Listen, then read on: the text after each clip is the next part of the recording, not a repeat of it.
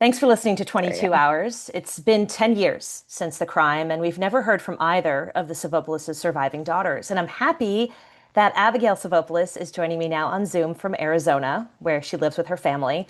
Thank you so much for doing this and being able Mhm. to talk with me. Is this the first interview that you've done? Pleasure.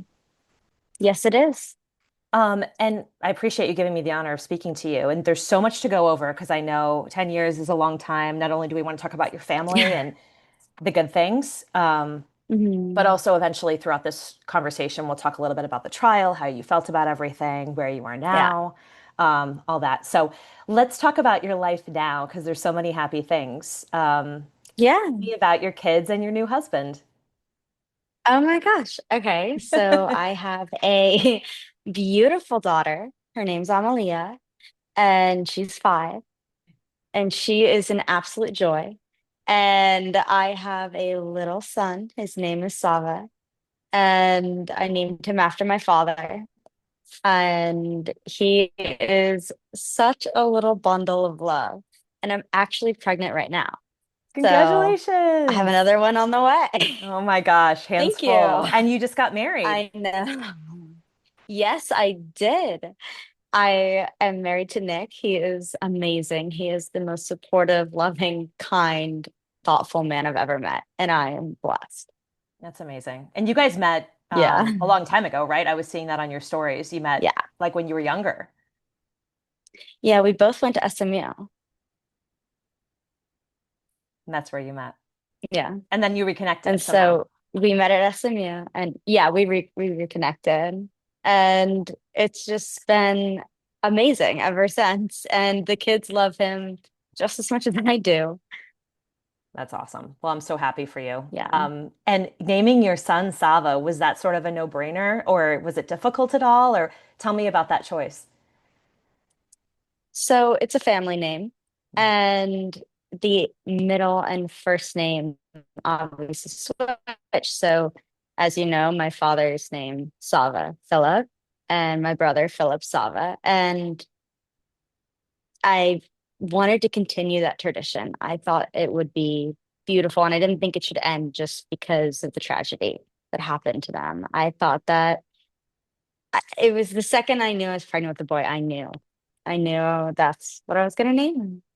Well, he's couldn't be cuter, so there's that too. And I Oh, think he I looks a know, little bit like right? your dad. He does a little bit.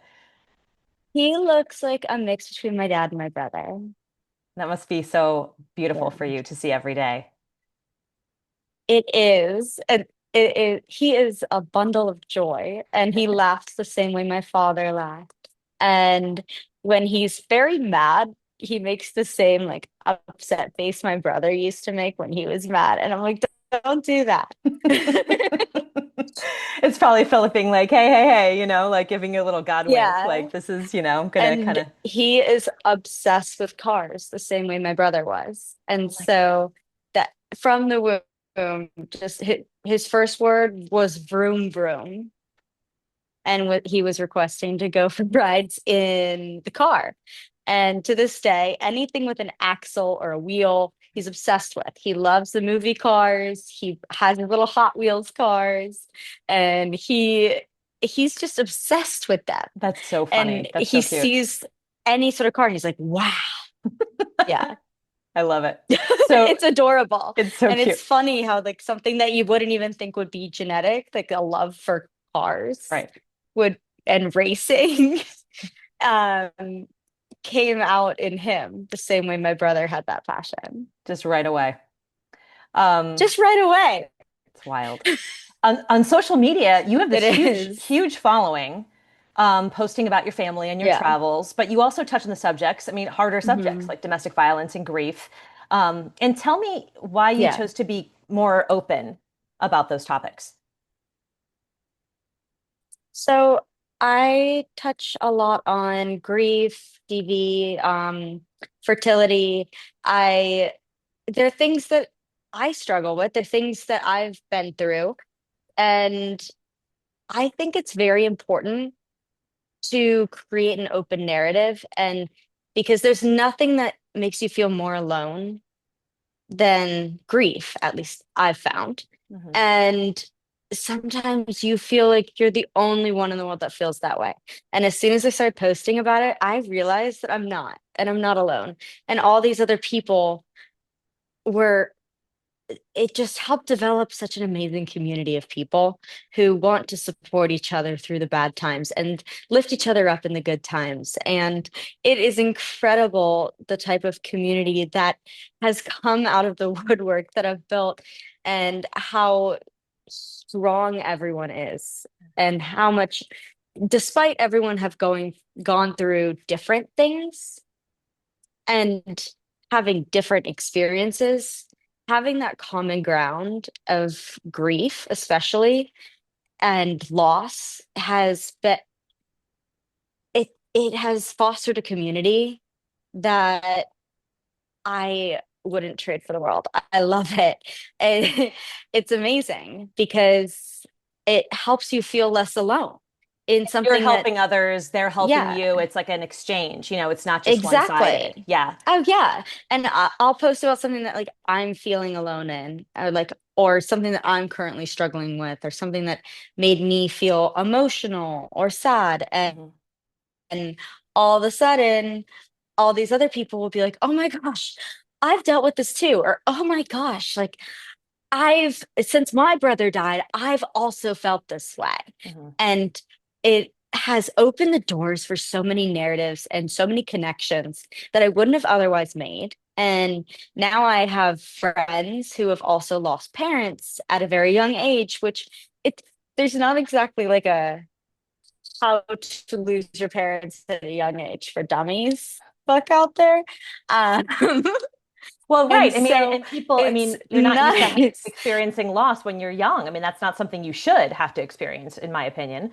But No, you even no. share like, not to make light of it by any means, but you'll share some things about like how people say the wrong Hmm. thing, or kind of giving people an idea of how Oh to talk yeah, to someone who's lost family members. exactly. And I I started doing that after I started sharing about my grief, and so many other people started commenting, being and reaching out to me and messaging me, being like, "Oh my gosh, I cannot relate, but my best friend just lost both their parents. Like, what can I do? Like, how can I help?"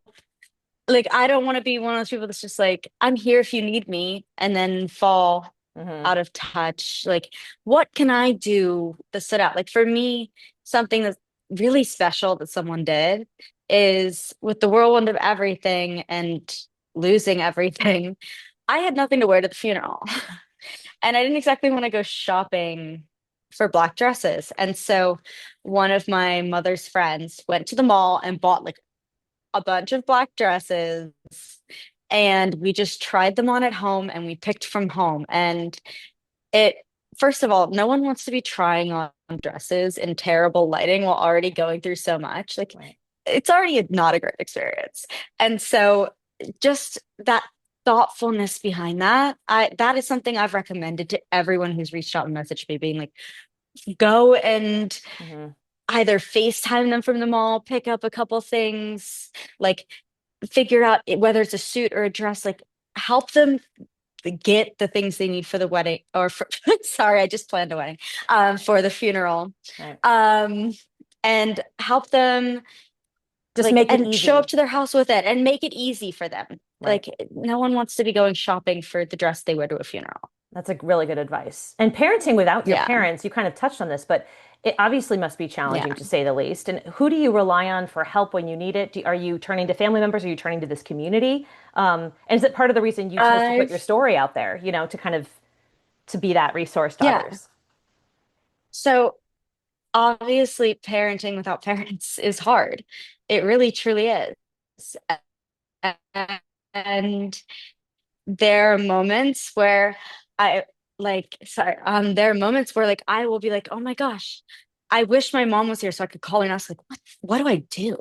And like, I'll reach out to the community, I'll reach out to my friends, I'll reach out to family, and I've learned to really lean on either like my family or my chosen family, to help me through the hard times. But there are moments where I'm like, in parenting, where you're like, "Oh my gosh, like I don't know what the right answer is. And even down to like deciding my daughter starts kindergarten this upcoming year. So picking her school, I had like, I don't know. Right. And And then you so just want to talk I to feel your like as a mom, parent, I imagine. Yeah. yes, I wanted to just call her and my dad and be like, okay, here are the options. I'm a pro con list type of girl. Like, here are my pro con lists. And it's something I wasn't able to do. And I was able to call my sister and I was able to call my friends that now are like sisters. And I was able to lean on Nick and figure out what was best for her. Because Mhm. at the end of the day, as a parent, you're really just trying to make choices that are best for your kid. And you're trying to like not pass down any sort of trauma or something on Right. them. You're Right. just trying to make life as easy and you're just trying to make life as easy as possible for your kids. Right. And it looks like, I mean, obviously I've And just seen so, pictures, but it looks like you're doing a beautiful job. oh, She's such a cute little girl. thank you. She is adorable. Um, But we've also run into moments where I've wished they were there because like she's done family trees in school and she has come to the realization that like, where is her uncle and her grandparents? Like she now realizes that they're not around. And that in itself has been really difficult, mm. especially like Christmas time, holidays. Um, but family trees, man, why do they do that in school anymore? But that's one of those things that you wouldn't think They're about terrible. until you've had something Yeah. like this, like any kind of grief happen or loss happen, and then you're like, gosh, that's something Yeah. that will smack you in the face. It would seem like. I mean, I know Yeah. many people, including myself, you Yeah. don't when you lose someone, you don't realize the times it's going to hit you. How grief kind of operates. Yeah. You don't. I've been in the grocery store and I remember it was right after I lost my parents. I was in the grocery store and I was in the aisle and I didn't know what type of floor cleaning solution to buy. I was like, what do we clean our floors with? And it's the silliest thing, but you can't I ask. don't know. And it's the silliest thing. And I couldn't ask my mom. And I just like broke down crying in the middle of the floor cleaning solution aisle. And I panicked and picked two options. And I was like, I don't know. Uh, And like I've cleaned the floors before, and it's something that like you don't realize when you're helping your parents. Like you don't think, oh, I should take note of what cleaning solution they purchase. right. Of And then course. all of a sudden you find yourself trying to buy cleaning solutions and you're like, I want the house to smell like the house that I grew up in. Like you're like, I want that homey smell. But you have no idea what that homey smell is. Such a specific instance. It is a specific thing. And I have had, since even talking about that on Instagram, I've had thousands of people being like, I have cried over the exact same thing. And So you really it's touched on it's a very something. Yeah. yeah.